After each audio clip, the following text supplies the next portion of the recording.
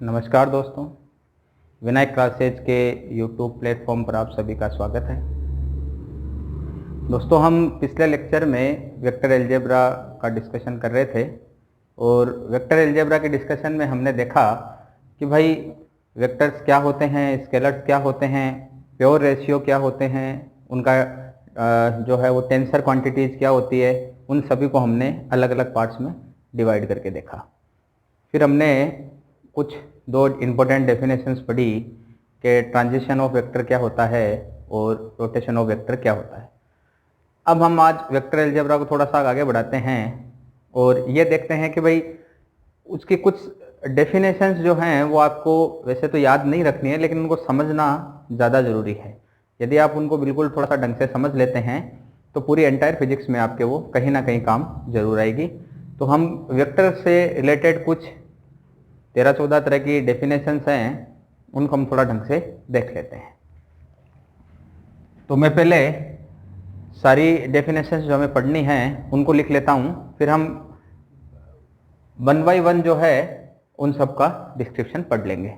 तो सबसे पहले जो आता है वो है पैरेलल वेक्टर,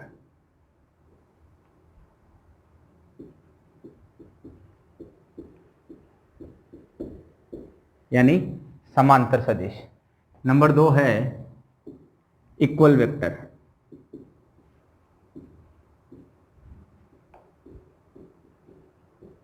यानी समान सदिश।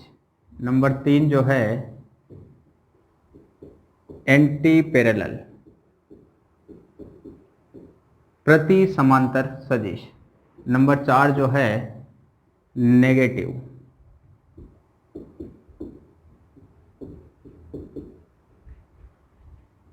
Negative vector. नंबर 5 जो है वो है आपके नल या जीरो वेक्टर। नंबर 6 जो है वो है आपके अनइक्वल वेक्टर,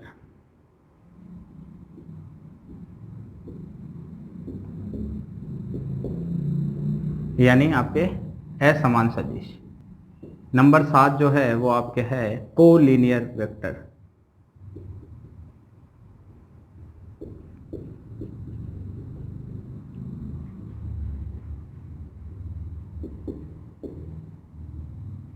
नंबर 8 जो है वो है आपके कोप्लेनर।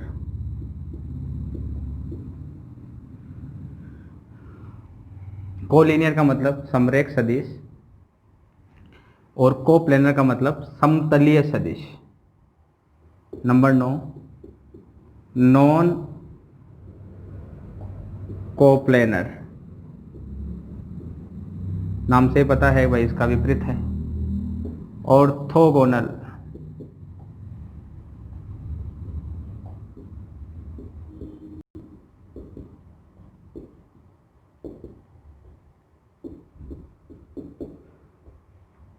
नंबर 11 जो आता है एक्सियल वेक्टर।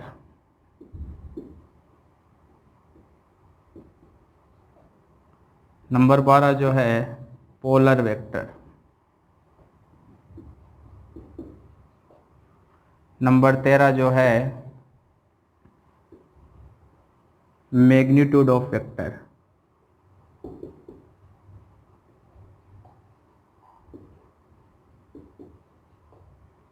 एंड नंबर 14 जो है यूनिट वेक्टर।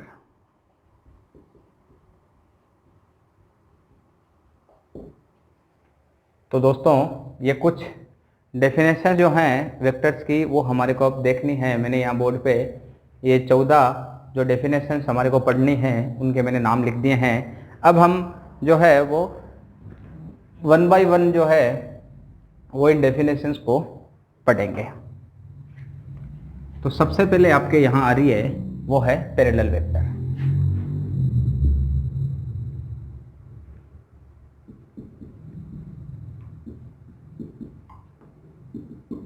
तो पैरेलल वेक्टर क्या होते हैं?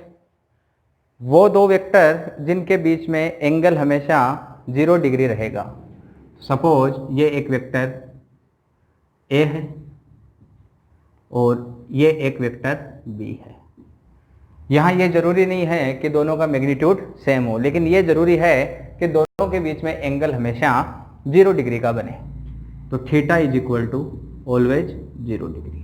अगर ऐसा होता है तो वो आपके पैरेलल वेक्टर है। Number 2, equal vector.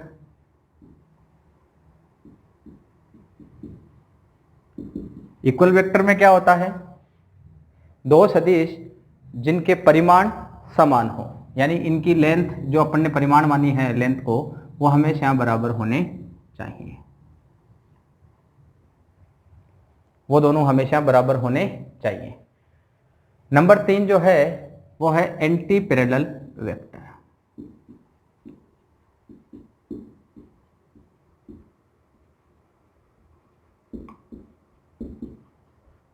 ऊपर की डेफिनेशन देखें तो पैरेलल का उल्टा क्या होगा? Anti parallel. और हमेशा बीच में एंगल कितना होना चाहिए? 180 डिग्री का।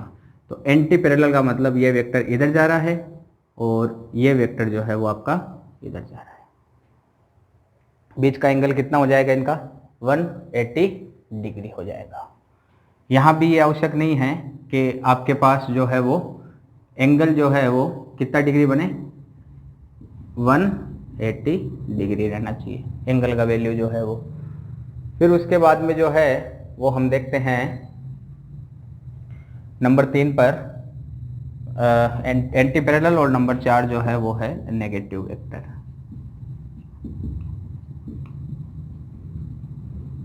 नेगेटिव वेक्टर से मेरा सेंस ये रहेगा, जैसे ये कोई वेक्टर ए है और सपोज ये कोई वेक्टर बी है,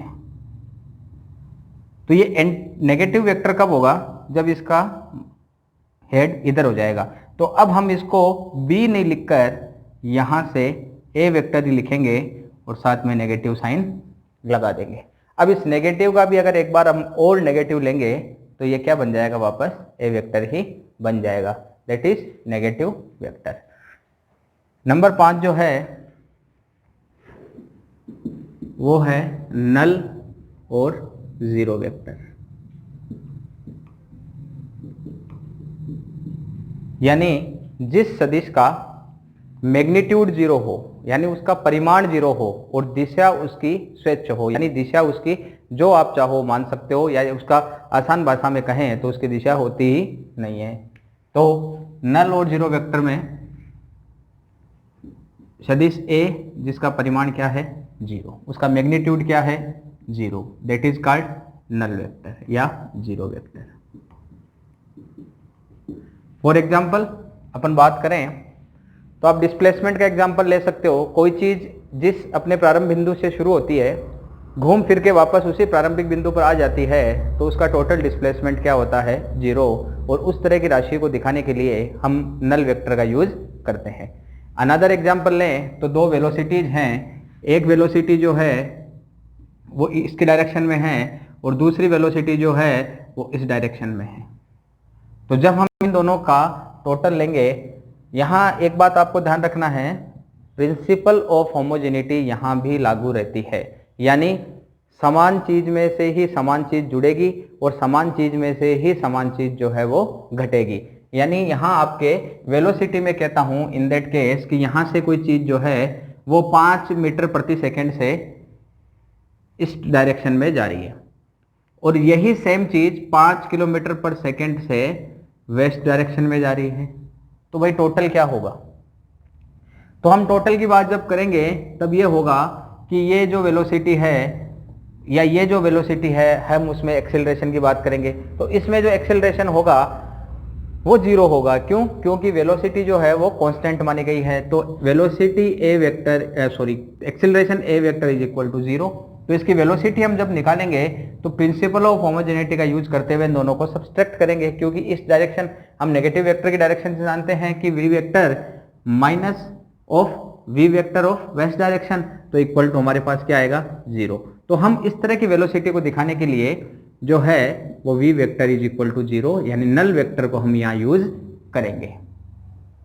इस तरह से इस नल वेक्टर का यहाँ यूज किया जा सकता है। और नंबर 6 पे जो आ रहा है वो है आपके अनइक्वल वेक्टर।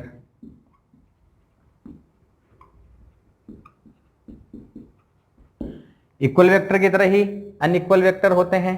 अनइक्वल वेक्टर का मतलब इस वेक्टर का जो मैग्नीट्यूड है वो, माना ए वेक्टर का मैग्नीट्यूड इतना बड़ा है तो बी वेक्टर का मैग्नीट्यूड क्या हो जाएगा, छोटा हो जाएगा। तो ये दोनों मैग्नीट्यूड में इक्वल नहीं है, भले ही ये डायरेक्शन में इक्वल हो। तो इन जैसे को अपन क्या कह सकते हैं, अनइक्वल वेक्टर कह सकते हैं। दूसरा अनइक्वल वेक्टर का ये भी एग्जांपल हो सकता है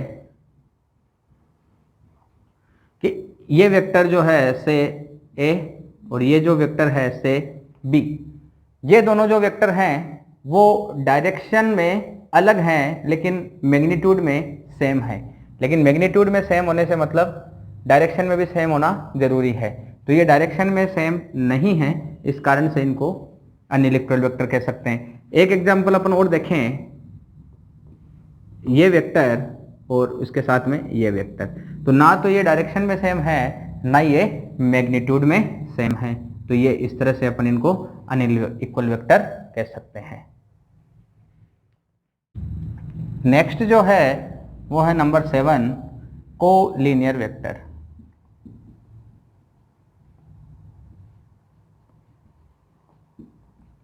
कोलिनियर वेक्टर में हम देखते हैं तो नाम से ही पता है, कोलिनियर यानी समरेख, यानी एक ही समांतर रेखा के अलोंग चलने वाले वेक्टर्स। जैसे ये एक ए वेक्टर है, इसके समानांतर ये बी वेक्टर चल सकता है, चाहे वो इधर चल सकता है वो चाहे उधर चल सकता है, चलना चाहिए एक ही रेखा के अनुदेश में। चाहूं तो इसको इधर भी ले सकता हूं। फिर किसी तरह से एक वेक्टर और आया, उस वेक्टर की डायरेक्शन भी सपोज ये हो गई, मैग्नीट्यूड अलग हो सकता है। ठीक उसी तरह से एक डी वेक्टर आया, उसकी डायरेक्शन इधर हो गई, लेकिन ये सभी समानांतर चल रहे हैं, इसलिए इनको हम कोलिनियर वेक्टर कह सकते हैं। एक अपन यहाँ छोटी सी बात और करें तो पैरेलल वेक्टर जो होते हैं वो इक्वल वेक्टर हो सकते हैं, लेकिन इक्वल वेक्टर पैरेलल वेक्टर हो ये जरूरी नहीं है। देखिए पैरेलल वेक्टर जो है वो दोनों बिल्कुल पैरेलल है, तो वो इक्वल वेक्टर भी हो सकते हैं। माना ये दोनों, मान लो ए और बी दोनों बराबर हैं तो ये इक्वल वेक्टर हो सकते हैं। लेकिन इक्वल वेक्टर का मतलब ये दोनों मैग्नीट्यूड में सेम है। यहाँ ये नहीं कहा गया है कि इनके बीच में एंगल जो है वो हमेशा 0 डिग्री रहेगा, इसलिए ये जरूरी नहीं है कि इक्वल वेक्टर जो है वो पैरेलल वेक्टर रहे। ठीक इसी तरह से एंटी पैरेलल और नेगेटिव वेक्टर में भी ऐसा हो सकता है कि एंटी पैरेलल वेक्टर के बीच में एसेंशियल है कि 180 डिग्री एंगल हो, यानी ये एंटी पैरेलल वेक्टर जो है वो नेगेटिव वेक्टर हो सकता है। लेकिन एक नेगेटिव वेक्टर जरूरी नहीं है कि एंटी पैरेलल वेक्टर हो। क्यों? क्योंकि ये नेगेटिव वेक्टर है, चाहे तो हम इसकी दिशा यूं ले सकते हैं, इसकी दिशा यूं भी ले सकते हैं, तो ये नेगेटिव तो है लेकिन ये यहाँ पैरेलल नहीं है। तो ये भी आपको थोड़ा सा ध्यान में रखना है। नेक्स्ट जो है वो आ रहा आपके कोप्लेनर वेक्टर। नेक्स्ट में आप कोप्लेनर वेक्टर की बात करें तो आप जो बोर्ड के ऊपर जो देख रहे हो, जितने भी ये वेक्टर बने हुए हैं ये सारे कोप्लेनर वेक्टर होते हैं। क्यों? क्योंकि ये सारे कहाँ बने हुए हैं? बोर्ड के प्लेन में बने हुए हैं, जैसा कि हमने डेफिनेशन में देख रहे हैं। जो भी आप अपने पेन के ऊपर बना रहे हो, जो भी 2D डायग्राम आप अपने पेन के ऊपर, अपने पेन से कॉपी के अंदर बना रहे हो, वो सारे के सारे कोप्लेनर वेक्टर हैं।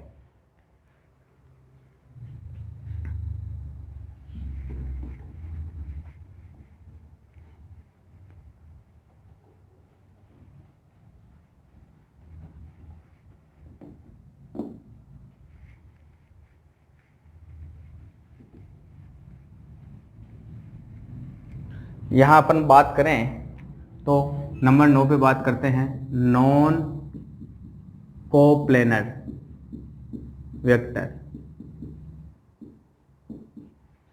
देखिए नॉन कोप्लेनर वेक्टर वो वेक्टर होते हैं जो एक ही प्लेन में नहीं होते हैं, जो कि एक ही प्लेन में नहीं होते हैं। सपोज मैं बात करूं तो 3D के अंदर, यानी इस प्लेन के अलावा कहीं दूसरे प्लेन के अंदर जो होता है, इसके लिए अपन एक चीज कर सकते हैं। आप अपने दाहिने हाथ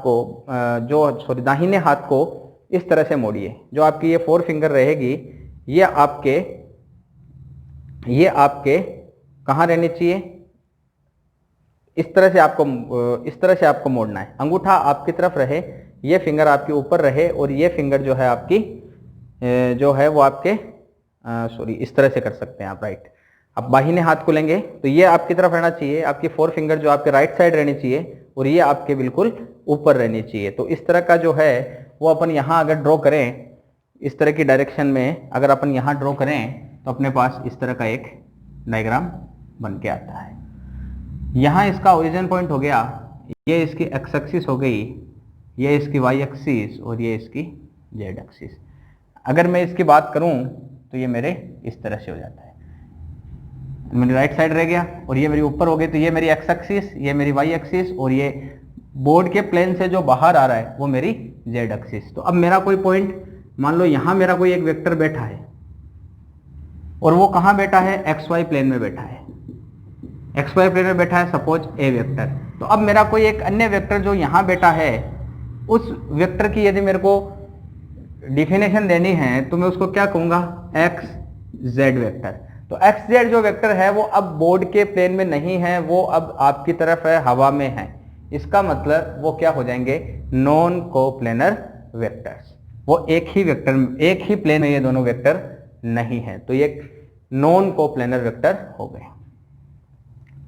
नंबर 10 की अगर मैं बात करूं, ऑर्थोगोनल।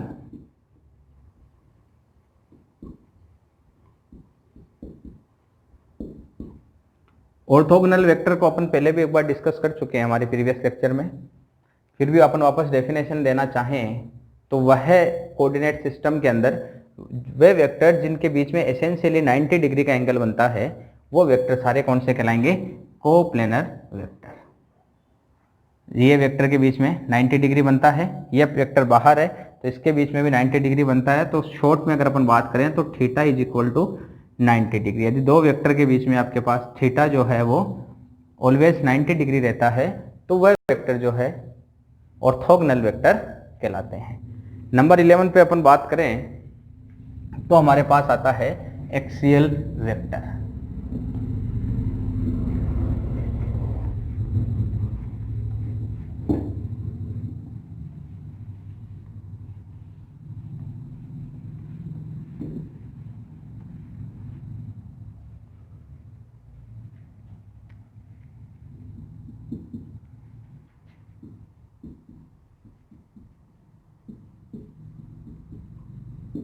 देखिए, जब आप सर्कुलर मोशन पढ़ते हैं, रोटेशन मोशन पढ़ते हैं, तब आपके एक्सियल वेक्टर का काफ़ी यूज होता है। अभी आपको सर्कुलर मोशन नहीं पढ़ा रहे हैं, लेकिन एक बार आप समझ सकते हो कि भाई ये किस तरह से काम करता है। सपोज ये कोई एक पाथ है किसी पार्टिकल का, जो पार्टिकल यहाँ मूव हो रहा है और ये पार्टिकल किसी इस तरह के प्लेन में है।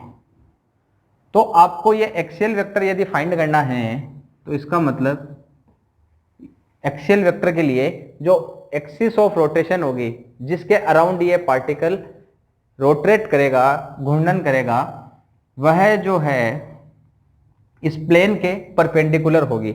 आसान भाषा में बात करें तो अपन किसी धागे के एक पत्थर बांधकर घुमाते हैं, तो धागे के पत्थर बांध के घुमाते हैं तो अपनी उंगली का होना जरूरी है। तो धागे की जो रिवोल्यूशन होगी, जो धागे का घूर्णन होगा, जो धागे का चक्रण होगा, वो आपके अंगुली के चारों तरफ होगा। तो उसके लिए एक्सिस ऑफ रोटेशन आपकी अंगुली होगी, जो हमेशा उस प्लेन के क्या करेगी, परपेंडिकुलर काम करेगी। तो ये एक्सिस ऑफ रोटेशन क्या होती है, परपेंडिकुलर होती है। यहां जो पार्टिकल काम करता है, उस पार्टिकल के लिए जो अपन कंपोनेंट्स काम में लेते हैं, उसके जैसे अपन डिस्प्लेसमेंट की बात करें, एंगुलर डिस्प्लेसमेंट कितना होगा, तो एंगुलर डिस्प्लेसमेंट उसका होता है थीटा वेक्टर। उसका जो एंगुलर वेलोसिटी होती है वो होती है ओमेगा वेक्टर, और एंगुलर एक्सीलरेशन जो होता है वो होता है अल्फा वेक्टर। तो यहाँ अल्फा, ओमेगा, थीटा जो है इस पार्टिकल के रिवोल्यूशन को दिखाते हैं। सबसे बड़ी बात ये भी आपको याद रखनी है कि ये परपेंडिकुलर तो होता ही है, इसके अलावा एक्सियल वेक्टर में इसका ओरिजिन पता हमें नहीं होता है कि भाई वेक्टर में ये थीटा, ओमेगा या जो है वो अल्फा जो आपने लिया, यानी उसका कोणीय वेग, उसका कोणीय त्वरण, उसका कोणीय विस्थापन अपन कहाँ से माने, वो आप इस एक्सिस पर कहीं भी आर्बिट्रेरीली मान सकते हैं, अपनी स्वेच्छा से इसमें कहीं भी मान सकते हैं। और इसका ड्रॉबैक ये होता है कि एक्सियल वेक्टर में हमारे को टेल पता नहीं होती है। टेल का मतलब जहां से वेक्टर शुरू होता है वो होती है टेल, और जहां वेक्टर खत्म होता है वो होती है टिप। तो इस एक्सियल वेक्टर में आपको टेल का पता नहीं होता है कि भाई इसकी टेल कहां है। नेक्स्ट जो अपन बात करते हैं वो है आपके पोलर वेक्टर।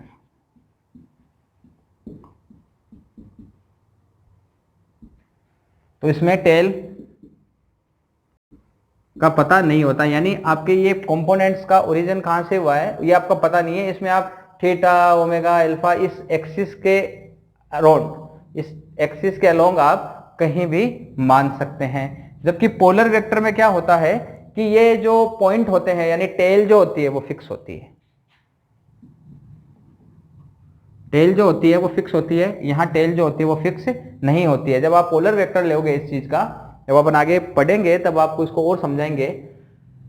जब हम इसका पोलर वेक्टर लेंगे तो इसकी टेल का पता होगा, हमें पता होगा कि भाई थीटा का, ओमेगा का, अल्फा का ओरिजिन कहां से हुआ है, उनको कहां से माना गया है।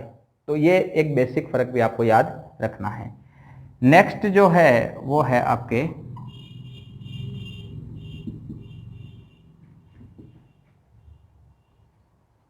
Magnitude of vector. Magnitude of vector जो है वो आपके काफी इंपॉर्टेंट प्रॉपर्टी है, और काफी इंपॉर्टेंट प्रॉपर्टी होने के साथ साथ इसको समझना भी काफी जरूरी है। से मैं ये लिखता हूं, किसी भी चीज की वेलोसिटी जो है वो मेरे को दे रखी है 6 मीटर पर सेकेंड विथ ईस्ट डायरेक्शन। यानी कोई पार्टिकल जो है वो आपका 6 मीटर प्रति सेकंड की रफ्तार से ईस्ट डायरेक्शन यानी पूर्व दिशा में गतिमान है। तो उसका आपको मैग्नीट्यूड फाइंड करना है। तो मैग्नीट्यूड निकालते समय आपको एक बात विशेषता ध्यान रखनी है कि आप डायरेक्शन को छोड़ देंगे, आप यूनिट को छोड़ देंगे, और यदि आपके पास कोई नेगेटिव साइन दे रखा है तो आप उसको भी छोड़ देंगे। तो आप उसको भी छोड़ देंगे, लिखेंगे क्या, सिर्फ 6। यानी जो केवल न्यूमेरिकल वैल्यू होती है जिसमें ना डायरेक्शन का ज्ञान हो, ना ही आपके पास कोई यूनिट का ज्ञान हो, ना ही आपके पास कोई साइन का ज्ञान हो, सिर्फ एक न्यूमेरिकल वैल्यू जो होती है वही आपके पास मैग्नीट्यूड ऑफ वेक्टर होता है। वही आपके पास मैग्नीट्यूड ऑफ वेक्टर होता है। बेसिकली इस मैग्नीट्यूड ऑफ वेक्टर को हम मॉड्यूलस से दिखाते हैं। जैसे यहाँ -6 आ गया, कुछ भी आ गया, इज इक्वल टू 6। यहां यदि +6 भी है तो इज इक्वल टू 6। ये चीज आपको विशेष तौर पर याद रखनी है कि भाई यहां से यूनिट छोड़ना है, साइन छोड़ना है, और इस डायरेक्शन भी छोड़ना है। आप चूंकि 11-12 पढ़ चुके हैं तो आपको डायरेक्टली ये भी याद भी है कि भाई किसी चीज का परिमाण लेने का मतलब है कि उसका मॉड्यूलस लेना। जब हम आई जे और के कैप के सेंस में बात करते हैं तब आप उसका स्क्वायर रूट करके छोड़ते हो, राइट, आपको याद आ गया होगा। तो स्क्वायर रूट करना भी एक तरीका है जब आपके पास तीनों दिशाओं के कंपोनेंट हो, लेकिन अगर आपके पास डायरेक्ट इस फॉर्म में दे रखा है तो डायरेक्ट आप उसका मॉड्यूलस इस तरह से निकाल सकते हैं। नेक्स्ट जो आता है वो आता है आपके पास यूनिट वेक्टर।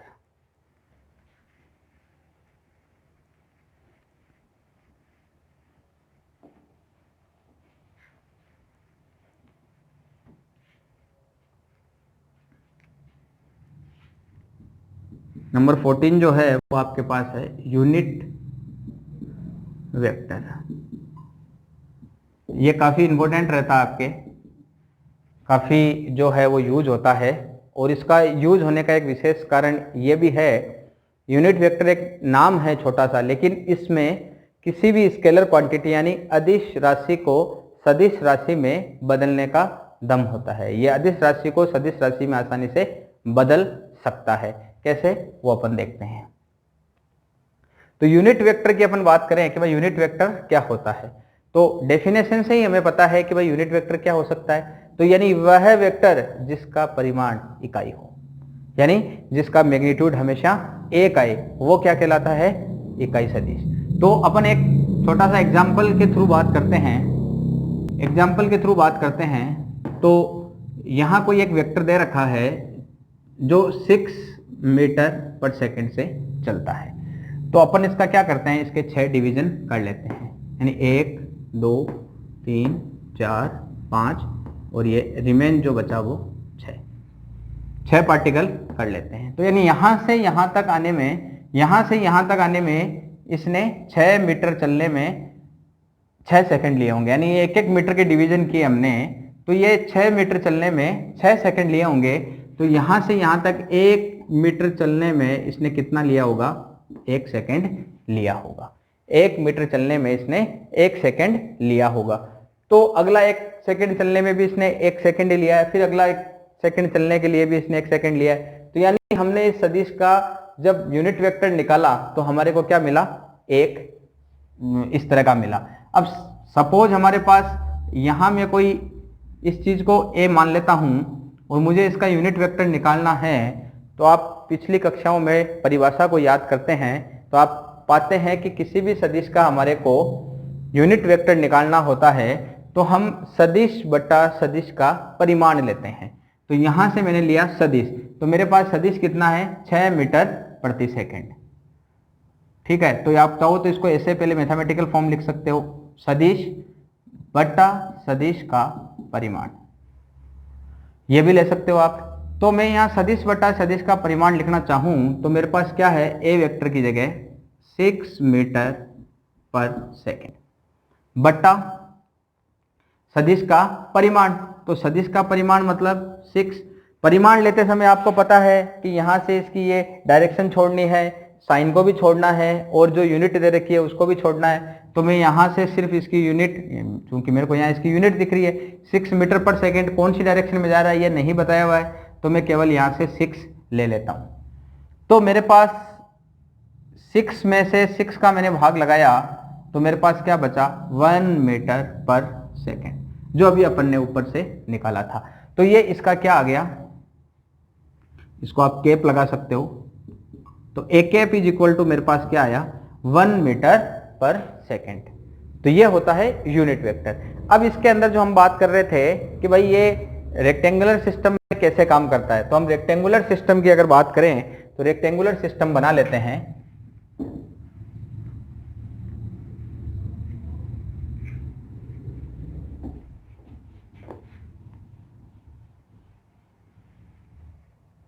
रेक्टेंगुलर सिस्टम अगर अपन बनाते हैं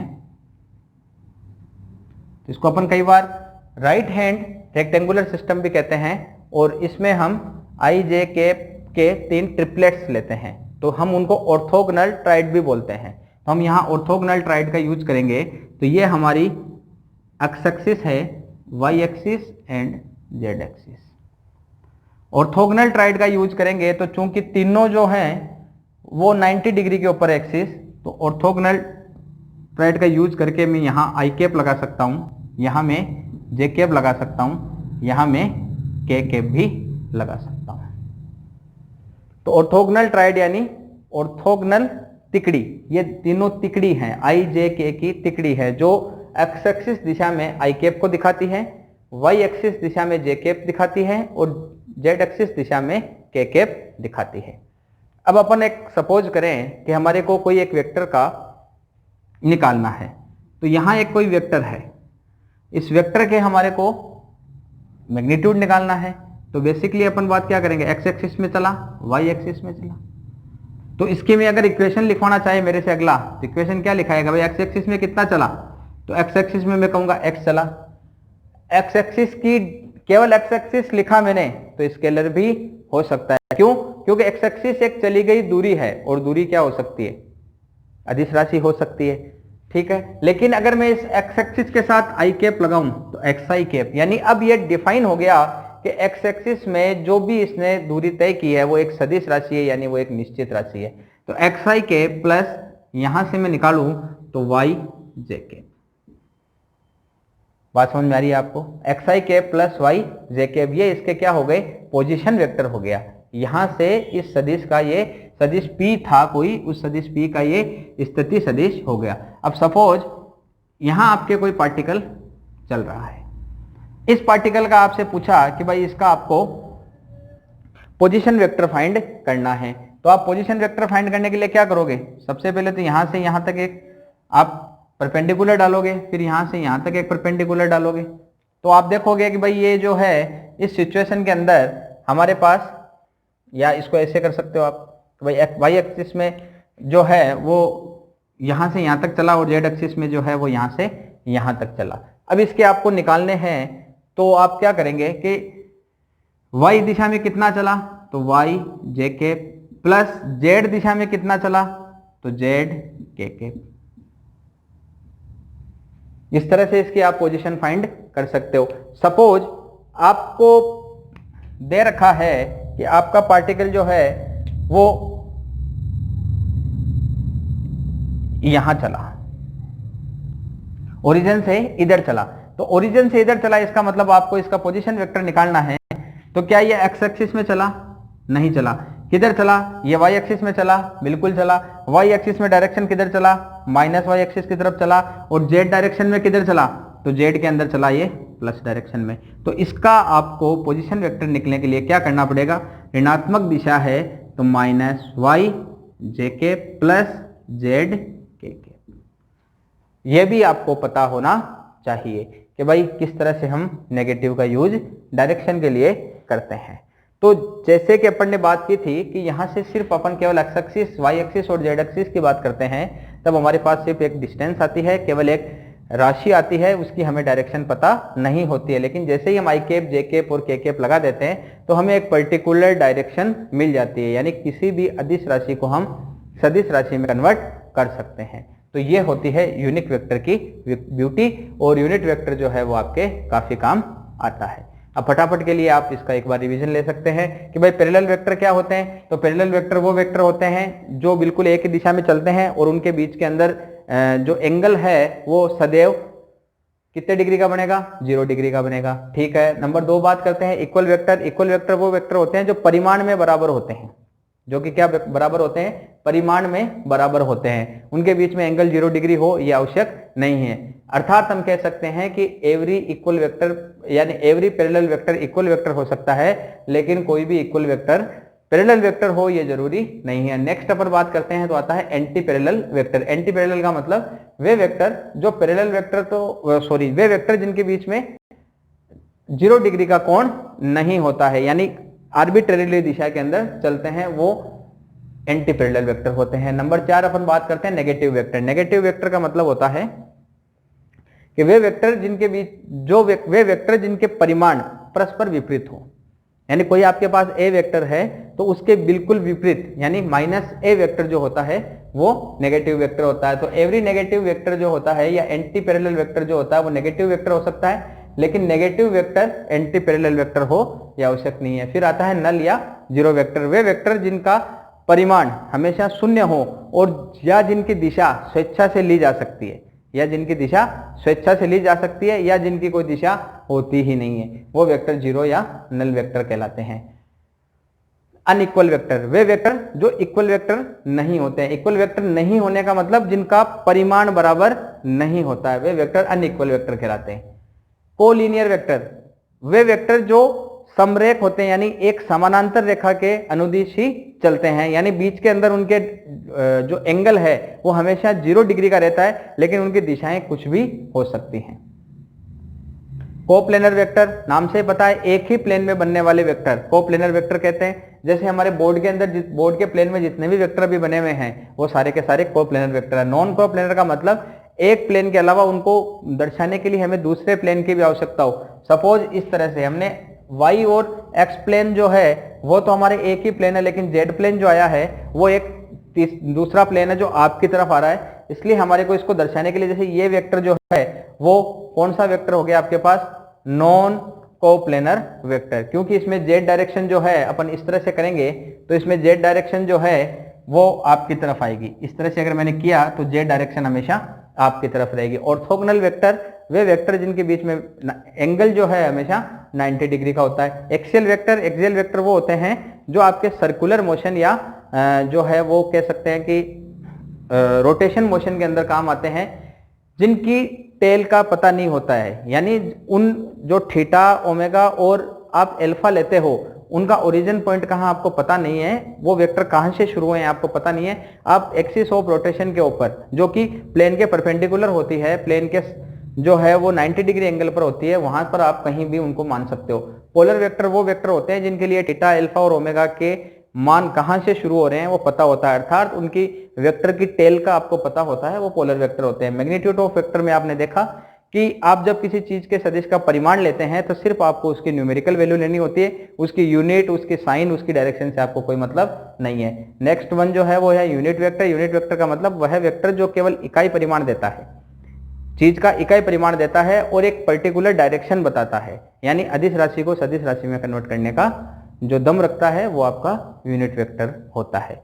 तो यहां तक अपन ने जो है वो 14 तरह की डेफिनेशंस पढ़ी वेक्टर को लेके, और जो हमारा अब नेक्स्ट लेक्चर होगा उसके अंदर जो कंपोजिशन ऑफ वेक्टर्स है वेक्टर अलजेब्रा में, जिसमें प्रिंसिपल ऑफ होमोजेनिटी का यूज करते हुए आप लोग जो है वो वेक्टर का एडिशन देखोगे, वेक्टर का सब्सट्रैक्शन देखोगे, वेक्टर्स के ट्राइंगल रूल देखोगे, पैरेललोग्राम रूल देखोगे, पॉलीगन रूल देखोगे, लामीज थ्योरम पढ़ोगे, रिजोल्यूशन ऑफ वेक्टर पढ़ोगे। तो ये जो है हमारे जो मैंने अभी टॉपिक बोले हैं ये हमारे नेक्स्ट लेक्चर में रहेंगे। तब तक के लिए आप इसका रिवीजन कीजिए, इसके जो डेफिनेशंस हैं उनको एक बार ढंग से वापस देख लीजिए। धन्यवाद।